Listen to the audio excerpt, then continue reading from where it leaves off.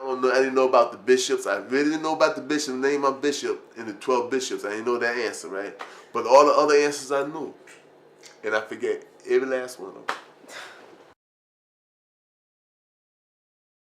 And they didn't accept me. They didn't accept me that day. And I remember I cried.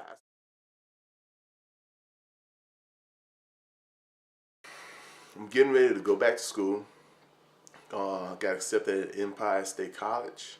And after that, God willing, I graduate and go back and get my Master's of Divinity at the New York Seminary, New York Theology Seminary in New York. It's challenging. I know that it's very challenging. It's very challenging, but I'm up for it. And I can't wait to go back to school now. Well, as a little boy, I remember as a little boy, my mother was giving me baths. So when she used to drink beer, I used to take sips out of a can when she leaves and put water in it. You know what I mean? So I must have been like, and that's drinking beer. And like most kids, when they have parties, I go take little sips inside after the parties and stuff.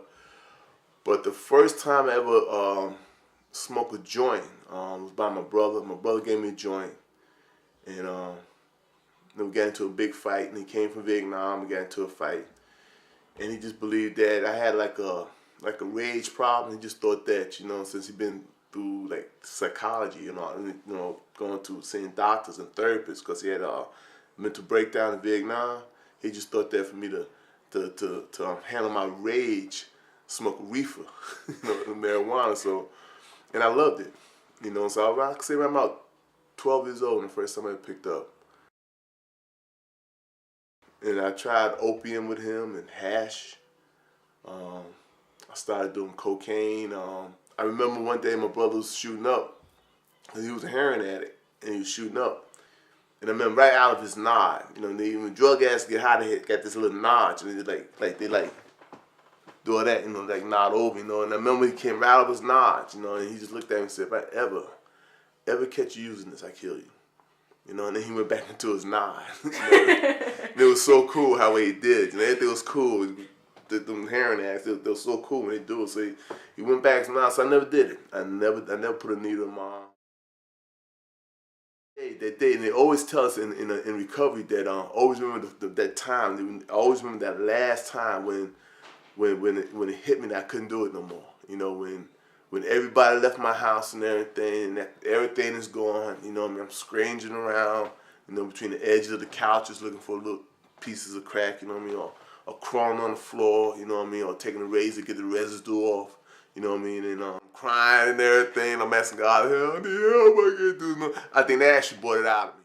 I did drugs to suppress all my feelings, and I found out that feelings are a blessing from God.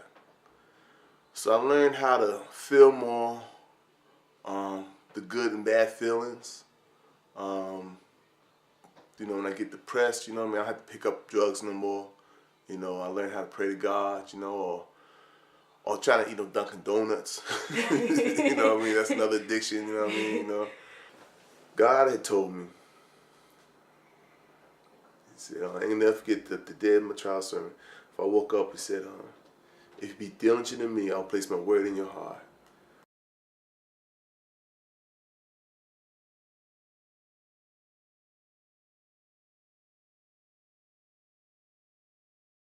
It's just like they told me in recovery. They said for you to stay clean. They said you can't stay clean. You're gonna stay clean. You can't do your recovery 99.9%. 1% could take you out. So I can't work my sermon 99.9%.